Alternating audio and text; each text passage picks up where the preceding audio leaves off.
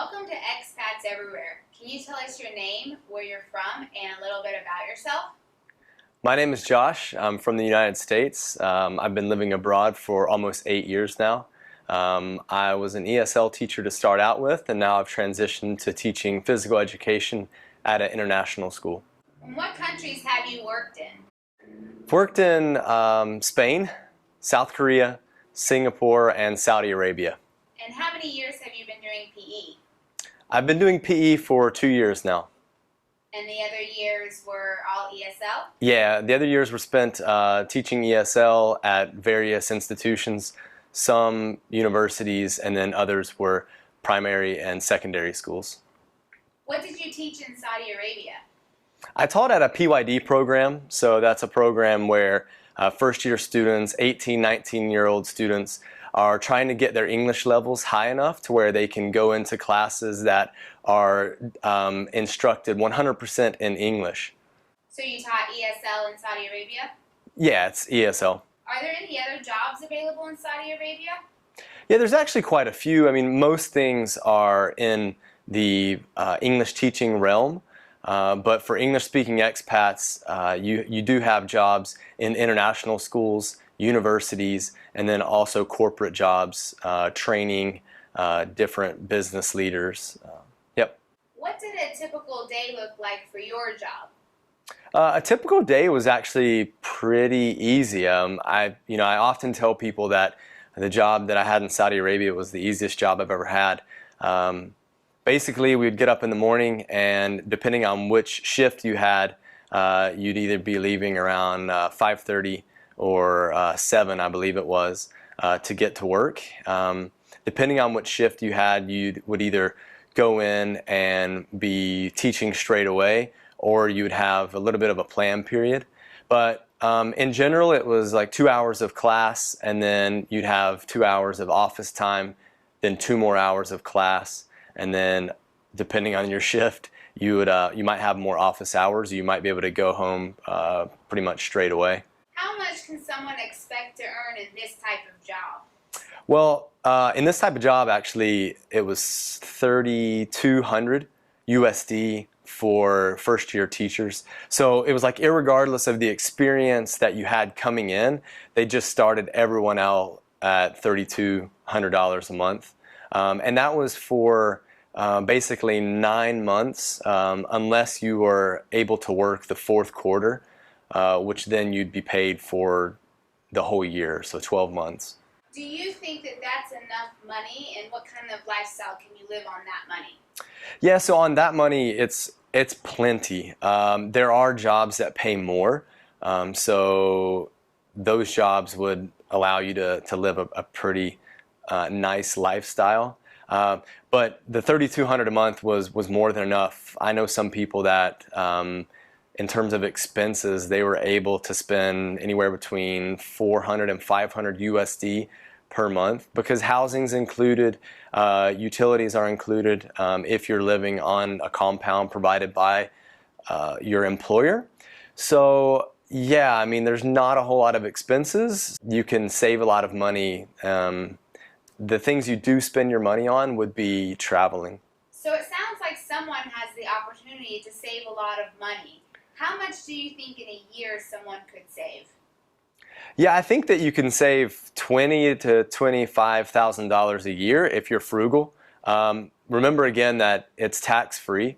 So the salary, if you're a U.S. citizen, for example, you'd be tax exempt if you file tax exempt in the U.S. because it's foreign earned income. And then you don't have to pay Saudi taxes because there are none. So yeah, you could look at saving 20 to 25. I think for most people that I knew on the compound save between 10 and 15,000. How much money would someone need to have to start up before they move there? Yeah, of all the countries I've lived, I think that Saudi had the most startup expenses. Now, you get a lot of stuff reimbursed from whatever company you work for, and you should make sure that you get that reimbursed. I don't think that there's too many people that go to Saudi Arabia and like pay their own way 100% to get started up. I think it's really important to make sure that your company takes care of you in terms of startup expenses. But what you can expect for startup expenses is having to do health checks, having to pay for visas and transcripts and FBI background checks and such to be administered. And that can get expensive, especially if you're talking about shipping documents, DHL or FedEx or UPS documents internationally. I would recommend anywhere between $1,000 and $1,500 to be safe in terms of getting started up. Okay, so someone has all that set, they're ready to go. What should they pack, and what's the weather like in Saudi? Well, for me, working at a university, I was required to dress pretty business casual. So slacks, a dress shirt, a tie, nice shoes, a belt. So I made sure that I went there with at least 10 nice shirts and several pair of slacks for work. In terms of things that I would wear on the compound, it would just be really like workout t-shirts and shorts. I brought a couple of soccer jerseys because I'm an Arsenal fan, so I made sure I had that stuff. I brought my cleats to play and a few pair of tennis shoes to work out in and just knock around in. In regards to the weather, I was actually really surprised at how cold it got in the winter months. You'd wake up in the morning and 5:30 you'd go outside and you could see your breath, and maybe if you had a jacket, a business jacket or blazer for work, that would more or less keep you warm, but it would actually be advisable to bring some sort of jacket. I ended up having to buy one in Bahrain as I was passing through there. You should certainly bring like 1 or 2 cold weather items if you're going to be there during the winter. Summer's extremely hot, extremely hot. You could fry an egg on the road. Yeah, it's insane. Over 100 degrees Fahrenheit or, like 50 Celsius. It's pretty intense. Dry heat, but it's heat nonetheless. It really can zap your energy. What are some things that you should pack that you can't find there? Great question. I think one of the things that surprised me about Saudi is that you could pretty much find anything that you would want. There were even American products that you could find that I just didn't expect to see there, especially after living in Spain and South Korea. You will pay a little extra for those things, but I think maybe because of their relationship with the U.S., they have those items, and there are a decent amount of American expats living there, and there are Saudis that travel to the U.S., and maybe they find certain food products interesting, and they bring them back to Saudi. I think bed linens and stuff like that are of a different quality. I think that would be the biggest thing, is that the quality of goods that you find might be different. You might find the same good, but the quality will be a little different. The brand will be different, so to speak. Let's talk about safety. How safe was it there, and did you feel safe? Yeah, I actually found Saudi really safe. I think one thing that happens is you start to look at what's happening in Western media. Even while being there, you start to look and see what's happening in Western media, and it makes you a bit paranoid. But in terms of ever feeling afraid, no, it just didn't happen. I think one of the most dangerous things about Saudi Arabia is the traffic. I drove there twice. And it was white knuckle. It was very, very scary. But yeah, I think socially, their culture is very, very respectful, and people might be curious about you and strike up a conversation. But in general, I found most people were very friendly to Americans. They knew someone who had traveled to the States or maybe had lived there themselves, and you kind of had something in common with them to talk about. It was pretty cool. In regards to security, being a Christian, and I told my students I was a Christian after they asked me, because I think that's a common question that they ask of their instructors. It's not weird socially or culturally to ask this, and I think that they just assume that all Western teachers are not Muslim. I didn't feel like they were asking me as a trap, but they did ask me, if I was a Muslim, and I said no. And, they asked me if I believed in God, and I said, yes, I'm actually a Christian. That really changed nothing with them. I don't think that they looked at me really any differently. Maybe because they just assumed already that I wasn't Muslim. In terms of safety, didn't change anything. I think one thing in terms of making you feel safer or at least more socially accepted would be having a beard, which I grew a beard when I was there, and I think a lot of the expats did the same thing. It seems like that men with beards just get a little more respect than ones that don't. So that could be something to think about. How did you meet people? Well, other than living on the compound, it was quite difficult to meet people. I didn't really hang out with students either.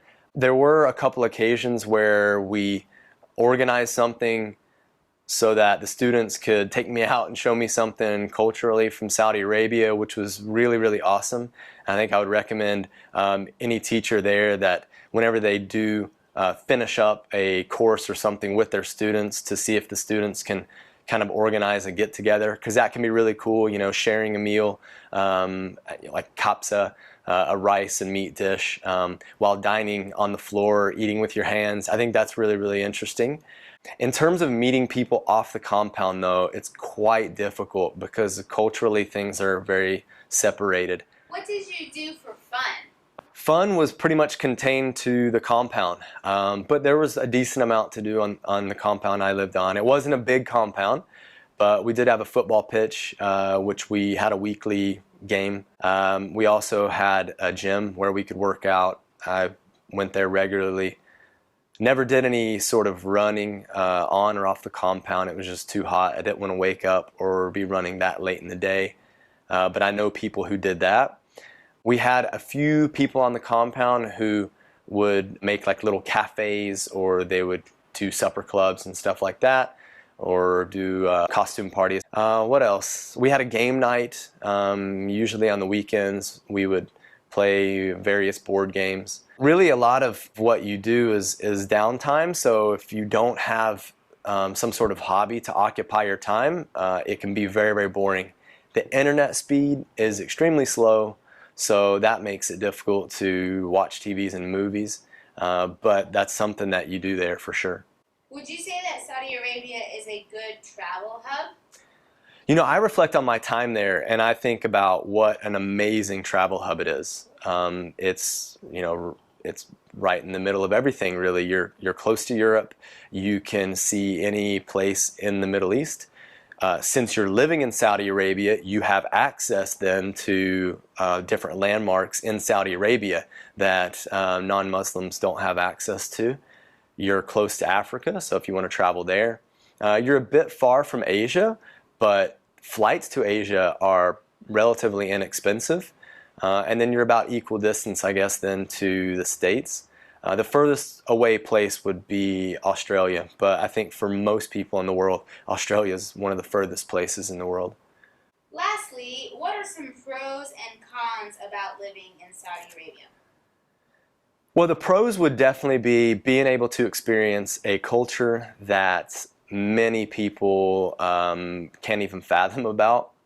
You kind of, in ESL circles or just expat circles, you wear living in Saudi Arabia like a badge of honor. Whenever you say that you've lived there, people are just like, whoa, they always have a lot of questions, and that's always interesting. But my time there was great. It was eye-opening. It was great to see that things that the Western media talks about, they're not necessarily true, and that you're able to see things from a different perspective. Other things that were good about it is, financially, you're making a good amount of money and not spending very much money, so that was really cool. The downside is if you don't have a hobby, it can be pretty isolating. You really need something to occupy your time. Another downside would be just the lack of internet speed or connectivity, I guess. It's hard to FaceTime or Skype people from back home. It's really broken up, and that can be a bit frustrating. Yeah, another con would be there are some cultural things, especially when it comes to like the hierarchy of society, that can be a little frustrating. There were certain students, I think wealthier students, that felt very, very entitled. And as they went up through the school ages, they had their parents pay bribe money. They had this thing called wasta. Yeah, so wasta is like social status. So they would kind of have this pull within society. So you kind of have to watch out for that. And then bakshish, you'd have bribes that would get paid.